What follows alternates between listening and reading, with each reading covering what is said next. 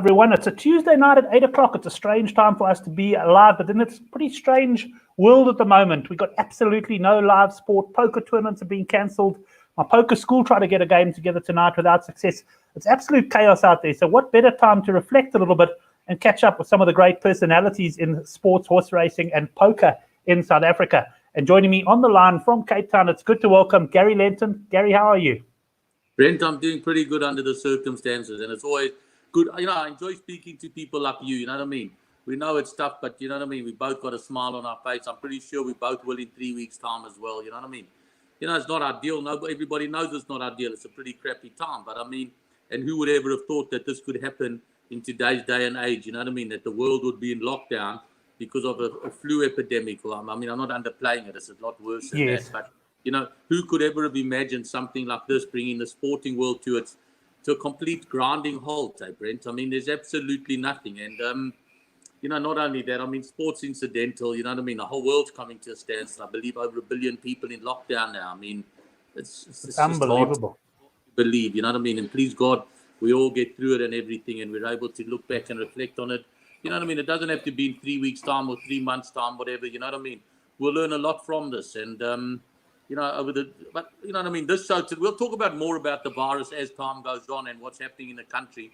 But I don't think it should be something that we focus too much on tonight. You know what I mean? I think tonight, you know what I mean? Like all our shows is going to be lighthearted and everything. And but definitely, it is something we'll chat about. Maybe we'll do a show once a week, Brent. It may be a little bit shorter, maybe half an hour. Let's see how it goes. It's all up to you, the boss. And let's just see if we get anybody that watches it. It's damn stupid if it's just you and me. Then we can just FaceTime. You know what I'm saying, Brent? But, let's just play it by ear and see if guys have, you know what I mean? I just think, when you brought the idea up with me, I thought it was a good idea for the simple reason that, guys are going to, Oracle, how are you, my brother? Guys are going to be sitting at home and, it's a way to interact and everything. And, you know what I mean? It makes things a little bit easier, I think, if you get something that to look forward to. And, Tuesday nights, we're going to talk shit for half an hour or an hour online, you know what I mean? And the guys can come give a few ideas, give their stories as well. I think it just makes a week go a little bit quicker, Brent. And we know that we've only got 3 more of these shows to go. And then we'll be, you know what I mean, getting ready, hopefully, to get back on the street. But let's see how it goes and everything. I'll send out a message for next week, Tuesday, and see if I can get a few guys to join us and everything. And, you know what I mean, let's see from there what happens. Excellent. Yeah, Gary, tough times indeed. But as you say, let's focus on the positives now, Gary. Now, you've been involved in horse racing, you've been involved in poker and sports betting. Let me ask the question up front. What's your first love? If you had to give up 2 of them, which one would you keep doing? Sure.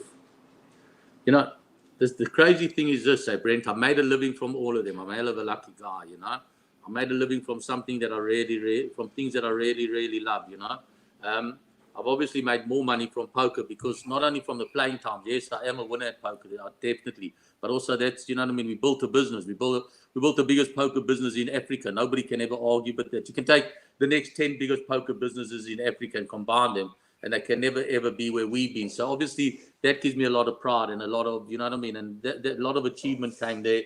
You know what I mean? I won a few poker tournaments, and you know what I mean? I spent a lot of fun hours in a poker room running tournaments, and I've spent a lot of great hours working at what people want in poker, Brent. And I think that's one of my best achievements. You know what I'm saying? And we've done things that I thought about that the world has implemented in poker without being arrogant. So obviously poker, and like I said, I remember watching my grandfather play poker 45 years ago. I remember watching my father play poker 45 years ago. I still have my grandfather's poker set of chips. I still got my father's poker set of chips. You know what I'm saying? I still remember the lessons that, you know what I mean, I got from my dad about poker and everything. So that obviously very close to my heart. I would hate to have to give that up in any format. I hardly play much anymore because of my business and everything. But we're going to get to that later, because if anybody's out there watching, I want to just tell them about a site a good friend of mine and a great poker player has watched. And if you can, Brent, I'd like you to just make a copy of this and I'll show it to him. You know what I mean? So no, that's for sure. Because I just want him to see that you do something as well, and maybe he's a great guy, and he's a really great guy. And if he sees this, he might say to you, Brent, you know what? Let me set up a game for your guys where it's just your friends that play online in a game, a private game, and he rakes less or he gives you back your rake later. So his name's Gio. I mean, it's Giovanni Zanetta. Everybody knows him as Gio. So we'll talk about that a little later. But to go back to my stuff, so I said horse racing, Brent, not really bad. I'm starting to sound like, but I'm not being boastful in any way whatsoever. Just going through the special moments and everything. I've had the first horse I owned, I had a winner. I've won a Group 1, I've won a Group 2, I've won a Group 3. I've caught only ticket pick sixes that have paid R1 million. And you know what I mean? And everything. But I'd say, am I up racing? Even with all those successes, I'd say probably not. You know what I'm saying, Brent? But I love horses. I do love horses. But there's a certain element in racing that I find a little bit less desirable than the poker. So if I had to choose between those, let's do it one at a time. I would give up horses before I gave up poker, Brent. That's the truth. Right. But having said that, if you said to me, do I want to watch a race or do I want to go watch an old poker video, I'd rather watch a race. You know what I'm saying? If you said to me, would I rather go visit my horses, right?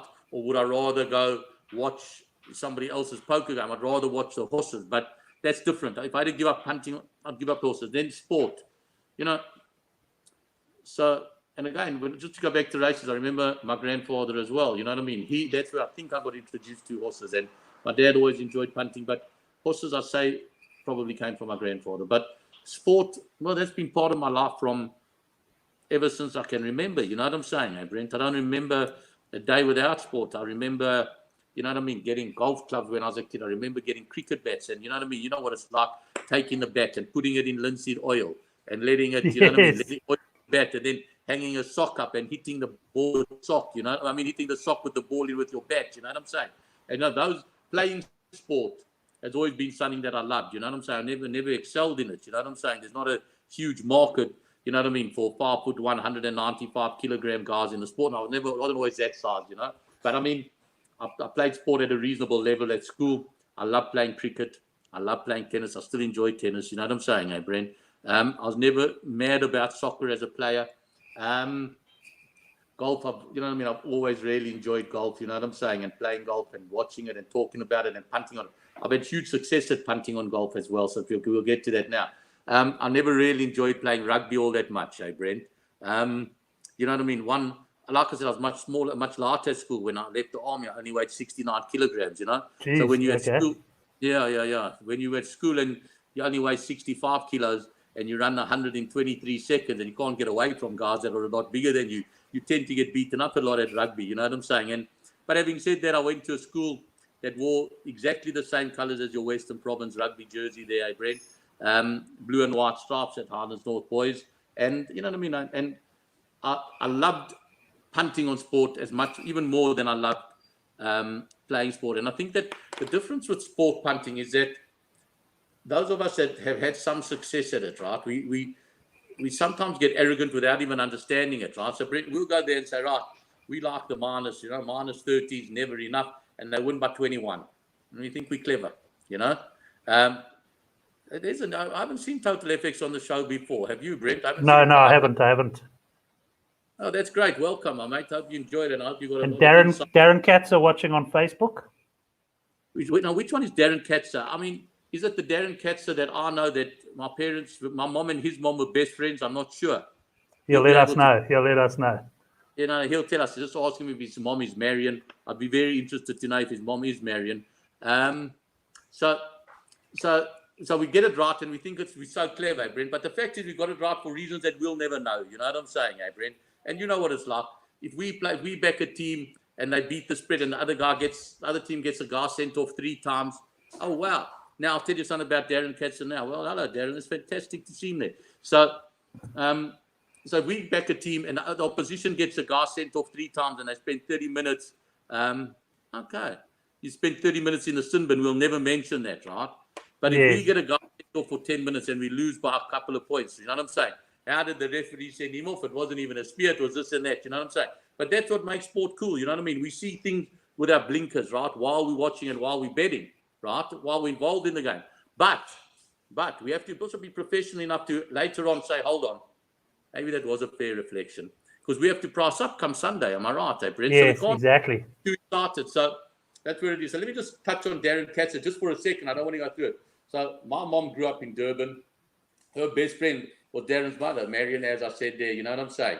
And those are some of my greatest memories in life. I remember the Durban July and all of that, you know what I'm saying? And you know what I mean, Durban. And I remember going to play putt-putt with Darren's brother. So we said to his brother, his name's Evan, have you played putt-putt before? He said, yes. He said, putt-putt there, just by Minitown on the beachfront, you know what I'm saying? And I was a regular there, and all the Indian waiters there, they let me play for free and everything. So I had a bit of a rep in those days. I mean, I was only 11, but I had to like look after myself, you know? And Evan came along, and he put the ball down, and I could see there was going to be a problem. And I said to him, are you sure you played putt-putt before? And he said, yes. And he let go with a full golf swing, right? I don't know how he flushed it, right? But he flushed it. And it took off. It never got higher than head height and never got lower than waist height, right? And it flew across the whole thing. I could just see a fatality. Fortunately, he missed everybody and it smashed into the wall at the end there and everything was okay. You know what I'm saying? But yeah, I mean, so sports betting, I could never give it up. I could never give up sport, hey, Brent. I mean, I go back, like I say, I remember the poker and my dad. And I mean, thank God my dad's still alive and with us. And I think he's watching the show tonight. But you know what I mean? I still remember before that. You know what I mean? I remember things that, you know what I mean? I remember going with my dad. I'm going to tell you a story now.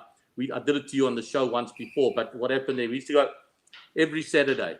If Transvaal played at home, we went to Ellis Park. And if Transvaal didn't have a home game, we'd go to Loftus and watch Northerns. And then occasionally, when they were both away or whatever it is, we'd go watch club rugby. We were never going to sit at home on Saturday, I mean, you know what I'm saying? Yes. Sunday, we had to sit at home. That's why guys my age are used to lockdown, because we weren't allowed on Sundays, you didn't go anywhere, you know what I'm saying? I remember that as well, don't worry. Exactly. So, you know what I mean? And I mean, I watched my first test match when I was, you know what I mean, a baby, 4 or 5 or 6 years old. I went to Ellis Park. And I mean, cricket, I remember, I'll go back. You remember something? I mean, I know that everybody knows my age, but you know what I mean? I saw Barry Richards and I saw Graham Pollock when he had his absolute level best, you know what I'm saying? And I saw Mark Proctor and I saw the late Clive Rice at his absolute, well, he was a lot younger than them, you know what I'm saying? But I played against, like I think we told the story, Alvin Kelly Turan, and you know what I'm saying? But I saw those great guys, you know what I'm saying? And I grew up hearing about guys that we couldn't see because of isolation, like Viv Richards and Joel Garner. We couldn't see them, you know what I'm saying? But so I remember all that. And I mean, I remember Jochie Janssen, and I remember Mornay du Plessis, and I remember being there when Mornay du Plessis flattened Nas at Loftus, and I remember Jean-Pierre Reeves, not only the Springboks, and I remember Billy Beaumont, and I remember, I was going to tell you I remembered, and then I forgot of who it was. And I remember Willie John McBride coming out here with his lion side, you know what I'm saying, Brent? Jean-Pierre Reeves, Gary, I'm going to give you a thing of my memory. You mentioned Jean-Pierre Reeves. He captained France against the Springboks in a test in the early 80s at Loftus. Yes, he scored a try from a line out. I believe the final score was 37-15 to the box. Let's write that down and see how close I am. He scored a try. He scored a try down in the far corner of Loftus. I'm pretty sure I remember that. I was at that test match. I was there as well with my dad and a friend and his dad. And I'd like one of the guys watching, to Google that test match and put up the final score. Because, Gary, I can remember things from the early 80s, but I cannot tell you what happened last weekend in Super Rugby. No, same as me. I mean, it's quite incredible, you know what I'm saying? So I remember these guys. I remember the legends. I saw, you know, how lucky are we that I saw J.J. Williams. I saw J.P.R. Williams. I saw Phil Bennett. I saw Gareth Edwards. You know what I'm saying, Brent? And it broke my heart that we weren't good enough as a Springbok side. You know what I mean? That's changed. That's something we'll get onto now. How over time, I've lost a lot of passion for the Springboks because of punting. That's one of the downsides of punting, Brent. I remember one of the worst days of my life, right, was losing that test match where Clive Norling gave a penalty and Alan Hewson got it over to beat the Springboks. A total injustice, right? I still can't work it out. How do you get a penalty from a scrum free kick? You know what I'm saying, Brent? How do you change a scrum free kick because the guys don't get back 10 yards into a penalty? I remember that. I remember the pain. It was horrific. You know what I mean? I remember getting up at 4 o'clock in the morning. But having said that, those are mainline sports. What about the boxing? Watching, you know what I mean? We've discussed him before. Kerry Kutsia, Carly Knutzer. You know what I'm saying? All these guys. You know what I'm saying? You know, so sport. I mean, I've seen Tiger Woods. You know what I'm saying, Brent? But the first golf tournament I went to was a PGA at the Wanderers. You know what I'm saying? Where we didn't get overseas players, but we saw Gary Player. He was a legend. You know what I'm saying? And then, but then this is how it all mixes together, right? Then 35 years later, I bought a racehorse from Gary Player, and we were partners. And we raced a horse called Living the Dreams together. You know what I'm saying? So it all intertwines, and your whole life goes. That's what happens when you're in the gaming industry. You know what I'm saying, Brent? And I mean, we've met Barney, Neil. We can go back to everybody. Some of the great friendships and stories and fun come from that. You know what I'm saying? Come from sports betting. And, you know, sports betting, I was going to tell a story. It was, you know what I mean? I remember it. We were watching cricket. It was at the Wanderers. And Graham was there, was betting. And my dad said to the usual one, I caught you with it, said to the guy behind us, you choose one score, I'll choose 2 scores. The closest wins, and I'll give you 5-1. I've done it with you before. You know what I'm saying? And the guy fell for it, and he said 36, and my dad said 35 and 37. And I remember clearly that they went for lunch when Pollock had 36. You know what I'm saying? He did it. He was so majestic, just the way he moved, just the way he did everything. You know what I'm saying? And he sort of played out the last ball before lunch and stuck the bat under his arm like only he could do in those days. You know what I'm saying? And he strode off, and umpires looked and they thought they could fit in another over, and they called him back. You know what I'm saying? And on the second or third ball, they took a single, and he had to see out 3 balls, and he went out for 36, you know. But I remember my dad racing a mate of his at Loftus over 100 meters, you know what I'm saying? So, and me trying to bet. So betting's always been part of it, you know what I'm saying? And Brendan, in the next show, I really want to go through how sports betting happened here, because I was involved in it. I wasn't very much, and I'd like to go through it. We mentioned it before, the Mervyn Sunderlovises, the Clyde Walpes, and how it happened. But I'd like to clear it up once and for all, how it actually happened. The factual things, who brought sports betting into South Africa, and how it all happened and everything. You know what I mean? But that's for another show. Maybe next week. Yeah, it'll be a good. We can do that. You know what I'm saying? So I couldn't give up that. And you know, like I said, and I think that I probably have made money in sports betting. I might have mentioned it on the show before. I remember. No, you know what I mean? I backed a few things, Brent. I remember, like I said, we discussed it, taking a double, Ernie Els to win in Hawaii and Trevor Immelman to win the S Open. We discussed it before at 400-1 and that arriving. But there's been a lot of, please believe me, we could fill the whole of the whole of the lockdown with some hard luck stories as well. You know what I'm saying? That I promise you. We could go well into the next millennium if I told you some hard luck story. And you know what I mean? I've done my whack at sport, and like I said, it hurts like hell, but you know what I mean? I'm a great bounce backer. You know what I'm saying? I mean, if I go back to, I would say probably my biggest loss ever in one sport game and event was when France knocked New Zealand out of the World Cup, right? 2007. It happened to me every 4 years. You know what I'm saying? Yeah, that's true. You know what I mean? Every 4 years, I'd sit there and think, well, thank God we got through this year. Boing, some mad little Frenchman, a 5'2", goes and scores 18 tries against a Jonah Loma. You know what I'm saying?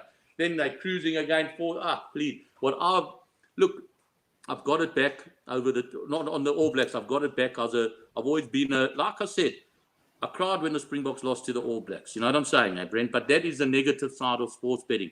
And that's the negative side of sport where we are now, because now I support whoever plays against the team that I'm standing. And that's the sad thing about it. You know what I'm saying? And, you know, I was very happy in this World Cup. England were a massive winner and South Africa were a massive loser on the Friday afternoon, Brent. And when I went to the work on Saturday morning, I don't know what it was. I just said, I don't want to be that same clown that I was when we won the first World Cup, Brent, where I was the only guy at Ellis Park, you know what I mean, that was upset other than the few New Zealanders that were there, you know what I mean? I hated that. I hated the fact that it was too big and the money made a difference to me there, and you know what I mean? And that really hurt. And this time I went back and I thought, let me just break square on South Africa and win whatever I'm going to win on England, you know? And as the day sort of like came out, people started to come more and more into England, you know what I'm saying? And I ended up winning on both sides. But that's the truth, you know? Now, okay, so English football, I'm an Arsenal supporter, right? But the truth be told, if Arsenal play Spurs tomorrow, please God, I mean, that's in a very week. But if Arsenal play Spurs in 6 weeks' time, right? And I'm going to win 30 grand on Spurs and lose 30 grand on Arsenal, right? Well, you know what I mean? That's life, am I right, Brent? I'm shouting for Spurs, you know what I mean? But that, not me so much as the world, isn't it, Brent? If you go through it, right? Let's go through the soccer players, right? In the old days, you know, I remember, I hope his name's Jimmy Hutchinson. I think it was. People look it up. Jimmy Hutchinson, I think he played for Orlando Pirates. I was probably 18 at the time, in the early 80s. Long black hair, moustache. He looked a bit like Falconetti. And I actually got to work with him, you know. And he said to me, no human being can ever play for Chiefs and for Pirates. He was one of the first white guys to play for Pirates, right? And I mean, in the old days, you know what I'm saying? I'm not sure. I think that the Protestants, I don't want to get it wrong, right? But with Rangers and Celtics, one's Catholic and one's Protestant, right?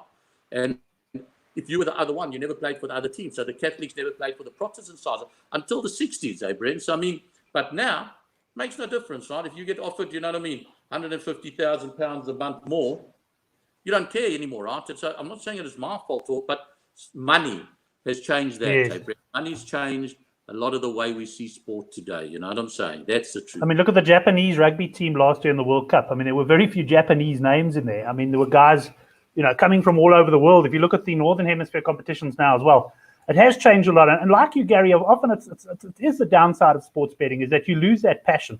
Yeah, I write a weekly article for the Citizen newspaper, and I wrote an article once many years ago. If whoever can send me the best justification, I'll get my son to support that football team. Because okay, I'm a Watford man and that, but ultimately, exactly like what you're saying, I was where my money was. Whichever season I'd back the team, I would shout for them. And my kid would go to school and everybody else would be in a Manchester United shirt or an Arsenal shirt or a Liverpool shirt.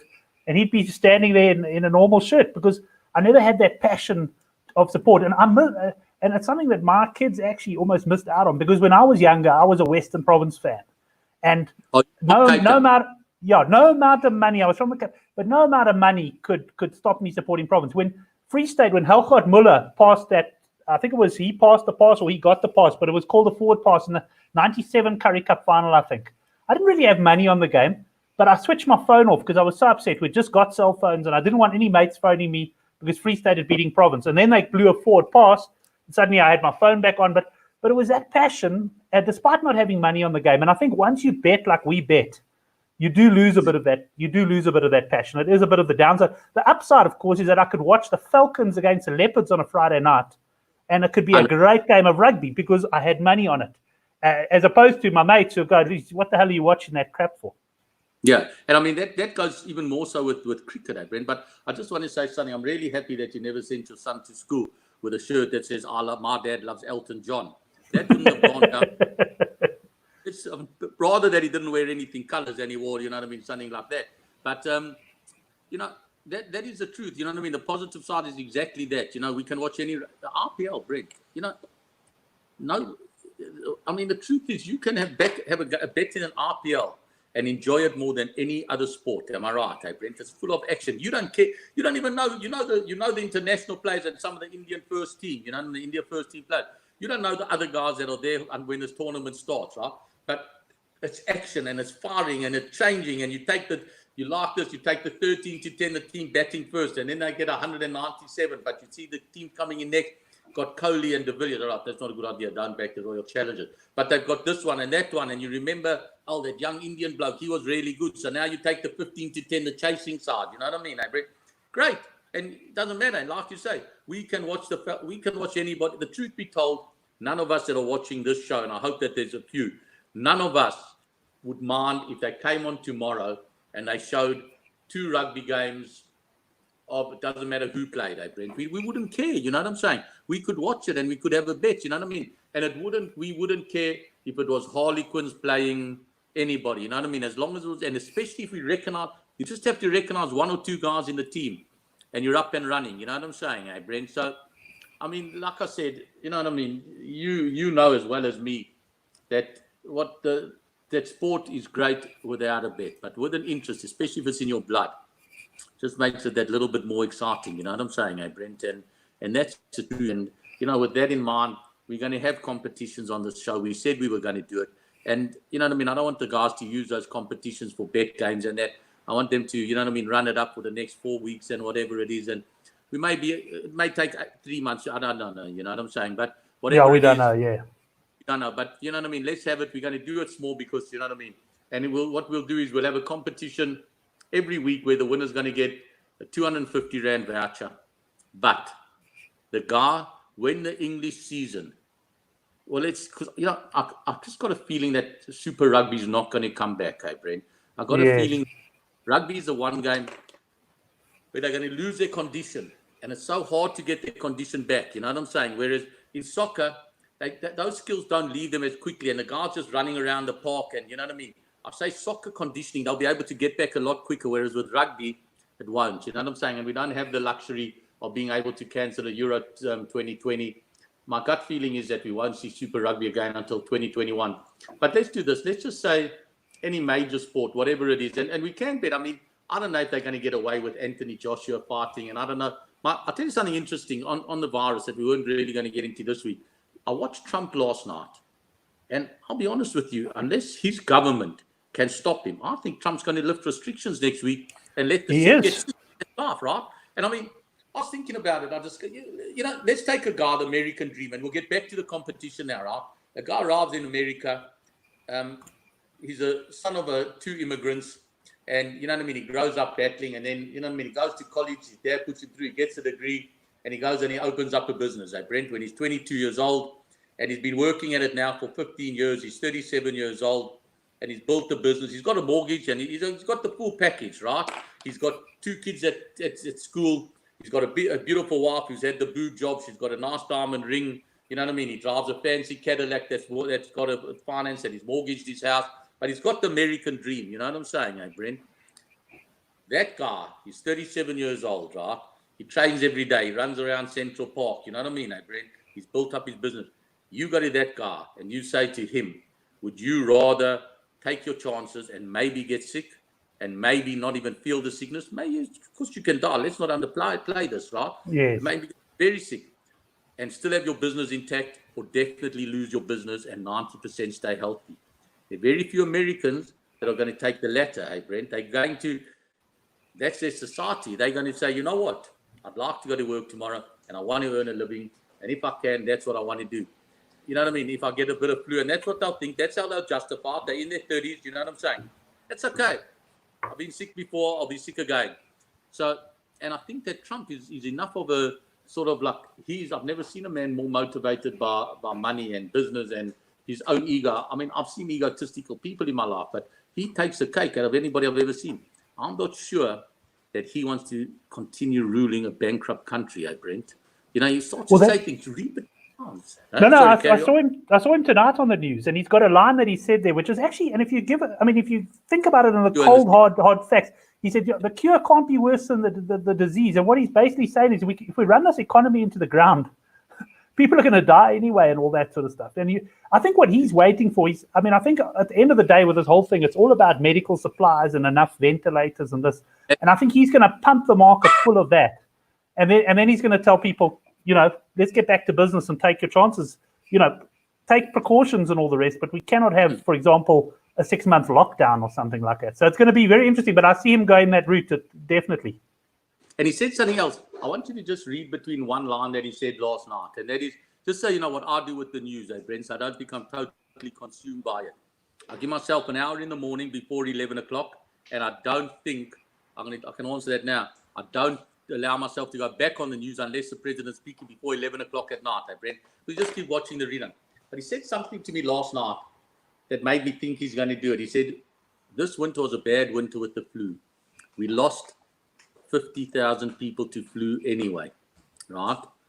And it showed a callous cold thing that, you know what I mean, that he knows that's the way it is. He lives in a country where tens of thousands of people die every week. That's the truth, Brent. They got 350 million people. There are people dying now, not from coronavirus, right? And that's what he's thinking about, And it's going to be interesting how each country plays it out. But like I said, that's for another show, you know what I mean, with bigger experts than me.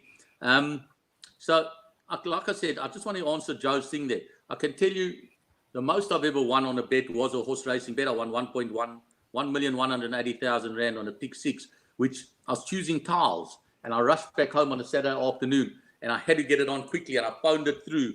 And it didn't pay that. It paid a third of that, and I caught it 3 times. You know what I'm saying? I have caught a couple of 700,000ers.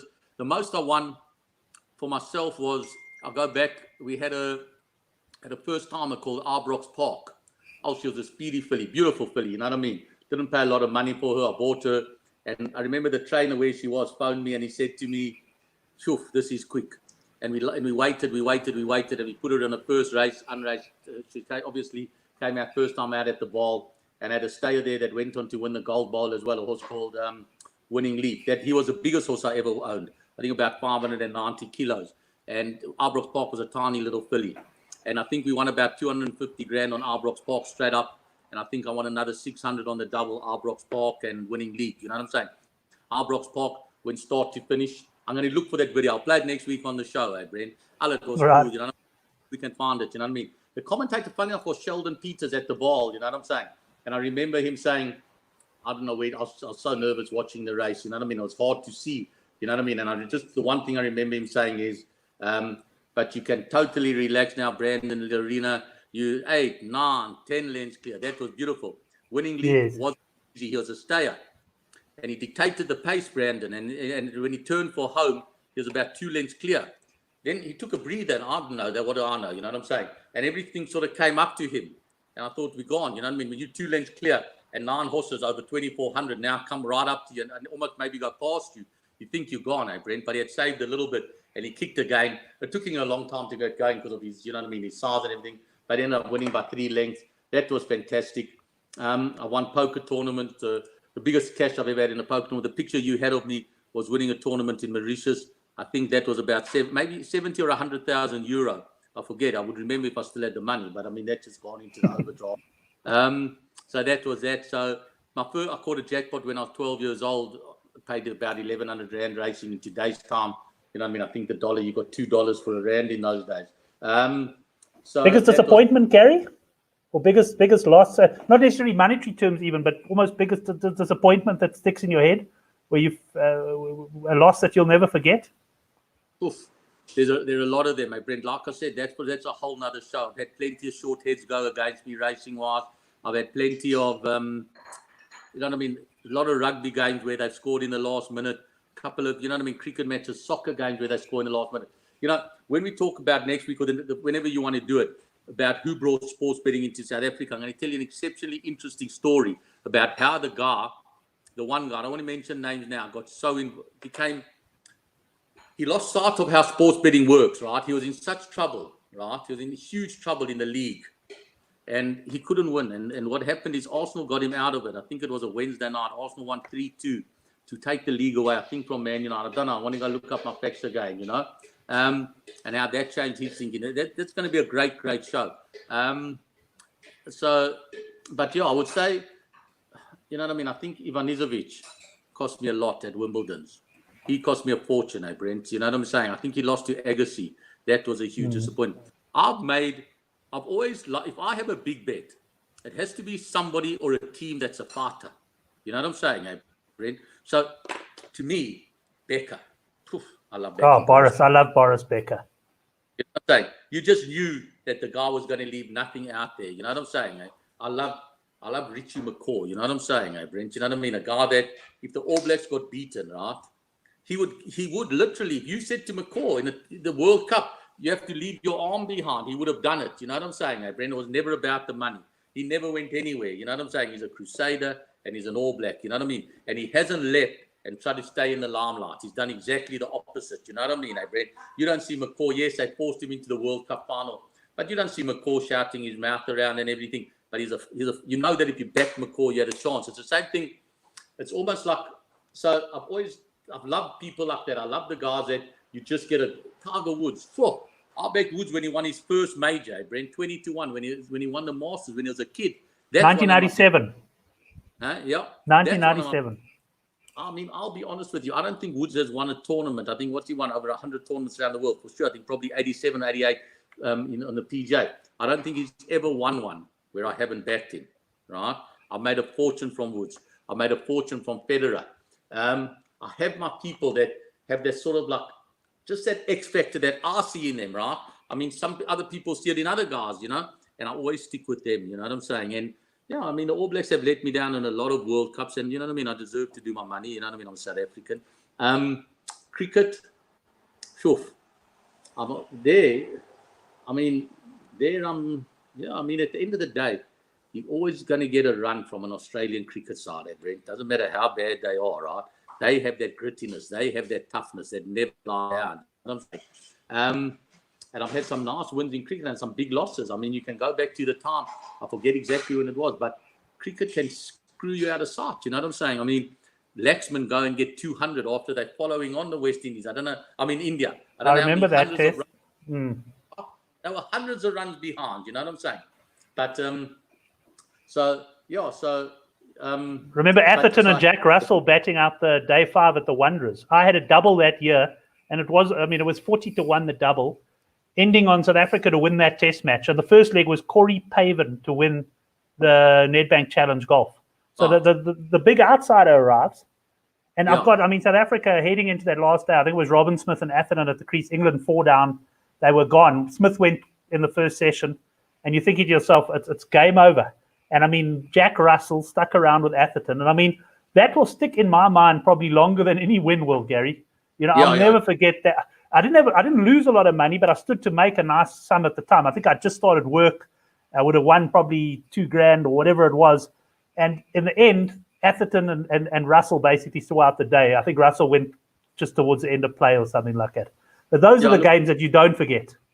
Look, I'm always going to do my money if a team holds out on the last day, Brent. Always. I'm a big believer.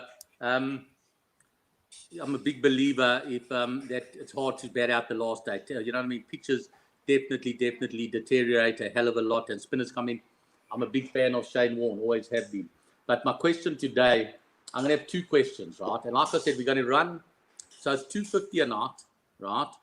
It's 250 a night, and then the winner's going to get 10,000. So you get everybody will get the 250s that win, but the guy who's got the most at the end, he's going to get 10,000, and it will be either on the first Premier League soccer weekend, or the first Super Rugby weekend, or the first RPL game, or whatever, first major sport event we have. Yes. I did go to the Army, I was Air Force. I'm going to ask. I'll tell you what I'm going to do. I'm going to ask 3 questions tonight, right? Mm-hmm. And each one of these questions is for 100 Rand. And remember, next week I must tell you a couple of cricket stories. Guys batting out and everything, and you know what I mean. I just want to say something about Jack Russell. I'm not sure if it's true, but I heard that Jack Russell doesn't shower during a Test match, right? So he smells so bad by the 5th day that nobody wants to bat in front of him anyway, right? I don't know if it's true. I don't know if it's true, but that's just what I heard, Okay, I'm going to ask 3 questions. Now, what about? I'm going to ask 3 questions. The one's going to be, besides Tiger Woods, so I was in the Air Force, I recall. That's where I was. So the other one's going to be, besides Tiger Woods, who my favorite golfer is. I'm going to ask you, what do you think I did in the Air Force? And I'm going to ask you what my favorite hand is at. Let's do. I'll tell you what. No, let's do this. Okay. Let's start off with my golfer. Now, I've given you the criteria, what I like as a sportsman, right? Who I like to back. I love this guy. I love backing him. I loved everything about him. He was a golfer that, when he played, had so much courage, and he could do anything. You know what I'm saying? He could be 3 shots behind with 2 holes to play, and you could never write him off. Those are the type of golfers that I like. I was never a Corey Paven fan. I know you backed him, you know what I mean? I didn't like him. He used to play with Cleveland, you know what I mean? Just sort of work it around, you know what I mean? Drive it off the tee, 3-wood, and then doing a wedge to 15 foot and make the putt. That's not my type of golfer. So, besides Tiger Woods, who is very good. That's not a bad one, Kevin. That's a pretty good one, right? Very good. Okay. Who is the golfer that I'm most admired and love backing? And next week, I want to tell you my biggest loss ever. Next week, I forgot about it until I remembered about the Masters. So next week, I'm going to tell you about the Masters and my biggest loss ever there. But this guy didn't create that loss. I only had lots of wins with him, and great pleasure.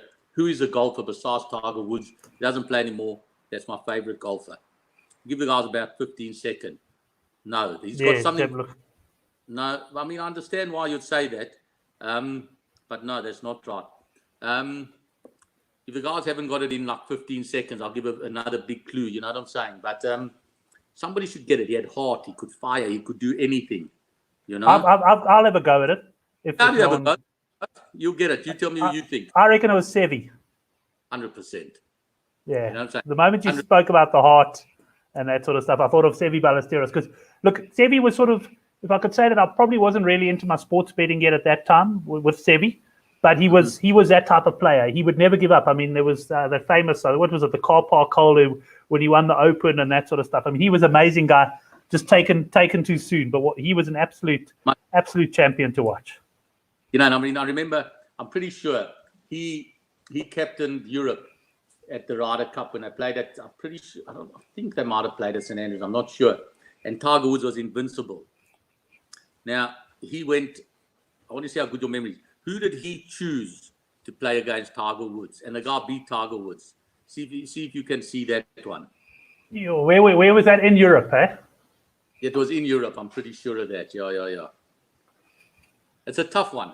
It's not I'm going to take a fly at Miguel Angel Jimenez. No, it was not. Wasn't Montgomery, was it?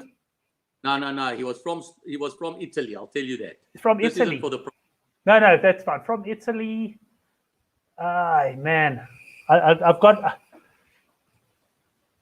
It was before Molinari's time. It wasn't Eduardo or Francisco, was it? No, before Molinari. There was another guy. I remember there was an Italian golfer. He was pretty much the only Italian golfer at that time, I think, Gary. But the guy, you just can't get it out there. You know what I'm saying? Yes. Okay. Who was it? It was Constantino Rocca. Constantino Rocca, yes, okay. So next week, when we tell you all these stories, but I'm going to make next week much more humorous. I'm going to tell you a lot of my best stories, you know what I mean? Not about me, but about everybody. And I'm going to tell you how sports betting came in the country. If the guys want to, like I said, that's if we've seen some new names there. I'm going to send it out to my database, and I think you should do the same. And we want guys to interact, hey, Brent. We want them to know that this is their show, not our show. You know what I mean? We just the puppet. Yeah, for sure. They're the puppet masters. They need to tell us what to do. Okay, so we got Sevi. Let me ask you this then. Okay, so I was in the Air Force. If anybody, and this should be really easy, right? I'm going to give a big hint. So, Brent, you got the first 250. If anybody can tell me what I did in the Air Force, and just looking at me, you should be able to work it out. I know what I'm guessing. Okay, but I think let somebody else have a go first there. You know what I mean? Let's see, there's a little bit of a time delay. We'll leave it there. I've got a feeling Oracle might be on the money with this one, Gary. Can't miss, you know what I'm saying? But Gary, there's a story that I want you to tell. If you could remember which one. We went out to supper, man, a couple of years ago. I think when I was down for the JMB Met, and you told me a golfing story.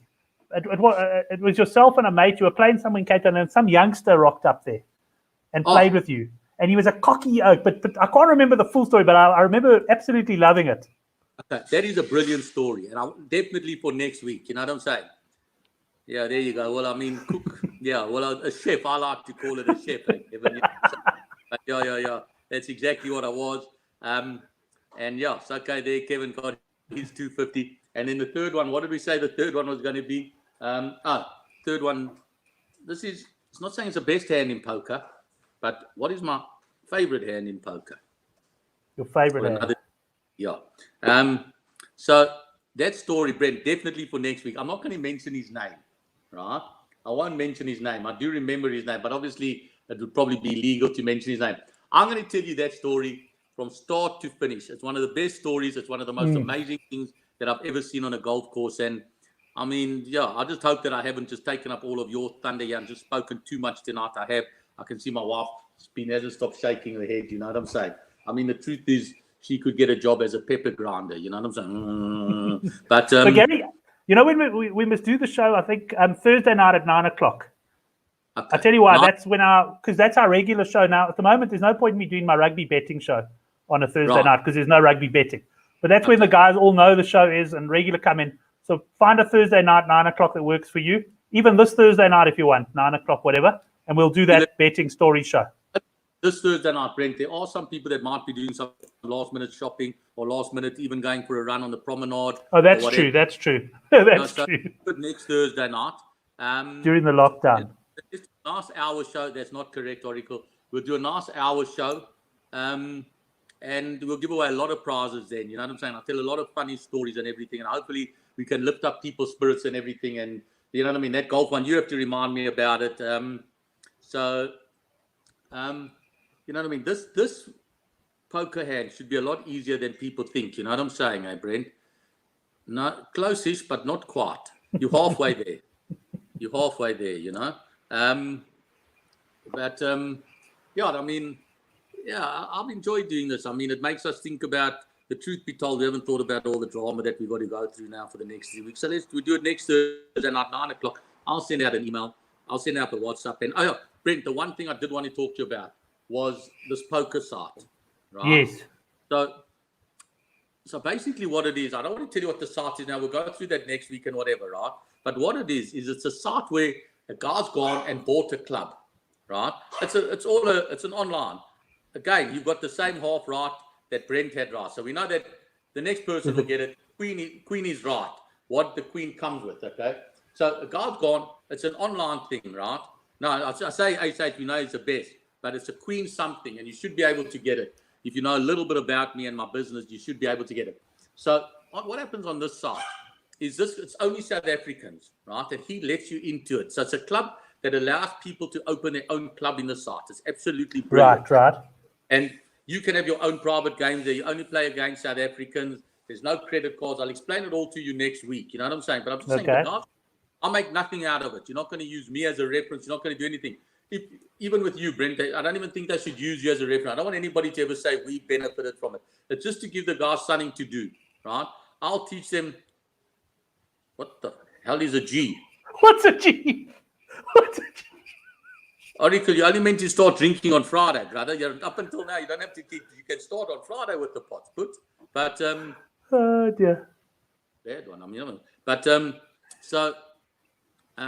I'll tell you more about the site. It's really a lot of fun, and you know what I mean. When we do it for Gio, like I said, he's a great guy. Okay, there goes total. He gets his 250 rand. Queen 10. That's why I named my business. If I go back to the tournament, just so you know a little bit of background, when I did win the tournament in Mauritius, the hand that I won it was Queen 10. When we were down to 2, it was a cocky French guy. I remember him clearly. He thought he was an advert for Ralph Lauren. You know, he used to sit there with his legs folded like a... Anyway, I don't want to say anything bad about him. And because it was in Mauritius, he had won a satellite from France, and he had money and had his whole entourage behind him. And, you know, he knew that I started to push him around a little bit in the heads up. And I re-raised him, he re-raised, I called pre-flop. But we had a lot of play there, you know what I'm saying? Not bad. Very good, very good. And the flop came, Queen something 5, you know, and he bet, I raised him. He had another re-raise, and I put the whole baby in, which was much more than the pot. You know what I'm saying? I wanted him to now think that I was trying to frighten him by over-betting. You know what I'm saying? Yes. And he even think he snap called and he turned over ace-5, and I had Queen 10, you know? And the beauty was the turn came a queen, the river came a 10, and I took, you know what I mean? And that was that, you know what I'm saying? So I did enjoy that. But yeah, so there, Brent, you got the winners there. You were one of them. I'm just telling total because I don't have your details. Total FX. You can send me an email to brent@goodforthegame.co.za and we'll hook you up. Obviously, these vouchers, they're not for use now because there's nothing to bet on.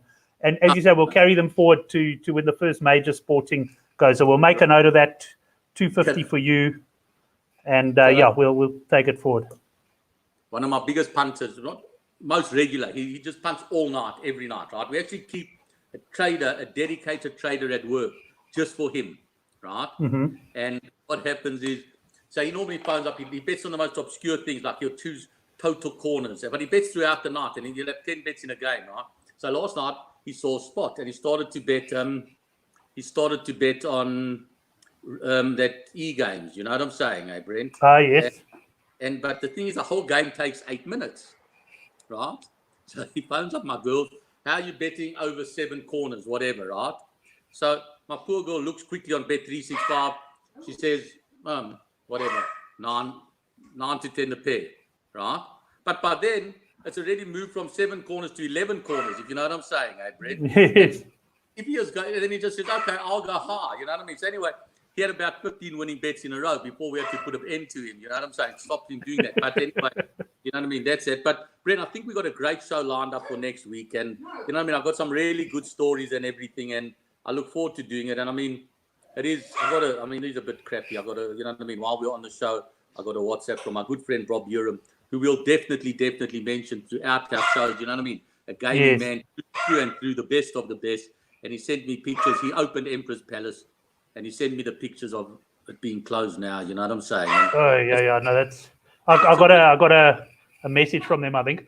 But yeah, hey Gary, just quickly. So back to that poker app. So is the guy nearly ready to launch? Because I had the same idea. I think I phoned you in the week, and I had the same idea, and I've had it for a long time.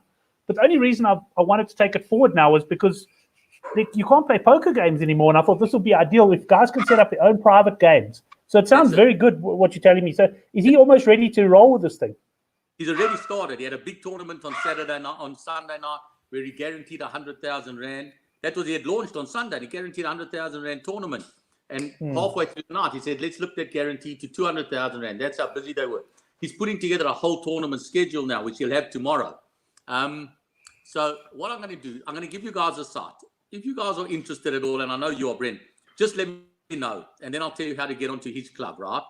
It's called Poker Bros. POKERBROS. One word, Poker Bros. You have to do it on an Apple. And you have to download the app. So you can't do it on Android for some reason. You know what I'm saying? Okay. But go there, have a look. And if anybody's interested, let them contact you or me. And I'll tell them how to join Gio's club. And, Joe will talk them through it and everything. You know what I'm saying? So, yeah, but let them have a look now. We're going to do the show next week, Thursday. If anybody wants to play in Gio's tournaments on Sunday night, just let me know. I'll get you in there. And I'm sure Gio, like I said, Brent, if we want to set up a game just for six of us, you know what I mean, private guys, you know what I'm saying? Yes. It doesn't. I don't know how he does rake it, or I don't know if he can. He probably can do us a deal where we pay a fixed amount. I'm going to speak to him about it. I'm going to speak to him about it tonight and see if he can do those things, because that would be brilliant. And then he can play any size. You know what I mean? I don't want anybody to get hurt. I really don't. If we can sit down there, to be perfectly honest with you, with 500 rand or 1,000 rand, poker has to be for money. You can't play poker. No, you can't play poker for fun. No. But, I mean, but for the 500 or 1,000 rand, you certainly can. And I just want to go back to one thing. And I mean this sincerely, GGGaming is open, right? And we have got bet games and betting on e-games and everything. And those bet games, numbers and lottos, and they run all the time. You know what I'm saying? Guys, you're welcome to play it. But I'm begging you. You know what I'm saying? Don't get that bored that it becomes a problem. You know what I'm saying? If you find that you're losing more than 300 or 400 rand a day, just phone me and I'm going to stop you. You know what I mean? I'm going to ban you. I don't want anybody. Go there. If you are going to play bet games, do it on GGGaming, please. But make sure that it's not costing you much. You know what I'm saying? It's meant to be there to pass the time, not to hurt you. You know what I'm saying? You know what I mean? There's a more fair sports site than ours, Brent. And I think that's why you and I get on so good. You know what I'm saying? Because I think that at the end of the day, yes, you got the name and you certainly deserve the title. But I'd like to think that also we're a little bit good for the game as well. You know what I'm saying? And that's important. You know what I'm saying? And you know what I mean? Next Thursday night, I promise you, you need to remind me about that golf story. You need to remind me about, what was the other one I was going to tell you? The huge loss I took that I forgot about. The huge loss in the Masters. I think you said the US Masters. And the other thing you wanted to talk about was how sports betting came about. I don't know if you want to do that on that show or another show. As well. So those are the three things we'll focus on, and we'll go through, you know what I mean, some of the great characters that I've met in my career. You know what I mean? Some are here, some aren't. You know what I'm saying? That's Oracle's opinion on the bet games. Legalized crack. Legalized crack. I thought legalized crack is what Kim Kardashian had, but that's also for another show. You know what I'm saying, Brent? So, yeah, we'll chat during the week. We always do. It's great catching up. Darren Katzer, nice to see you. Love to the family, my boy. And Brent, everybody, let's get onto this Poker Bros and start pushing it and everything. But more importantly, you know what I mean? Let's just hang in there, guys. We've got a couple more days. Don't go and rush and buy all the toilet paper. You know what I mean? It's not going to make a difference.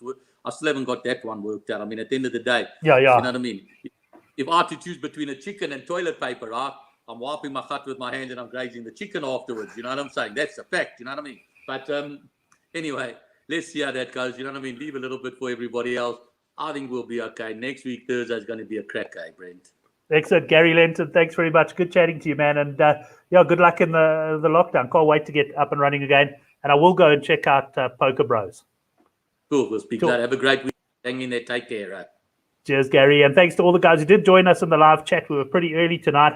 The show will be out on a podcast shortly after the show as well. If you are new to the channel, please go and hit the subscribe button. We will have another guest, I think, on Thursday night. We might even skip Thursday night because of the whole lockdown ending and that, but we'll decide. But good of you to join us. Oracle, good to have you on the show. Good to have Kevin Spector there from America as well. Guys, thanks a lot. And just stay strong. The sports will be back sooner than we know it.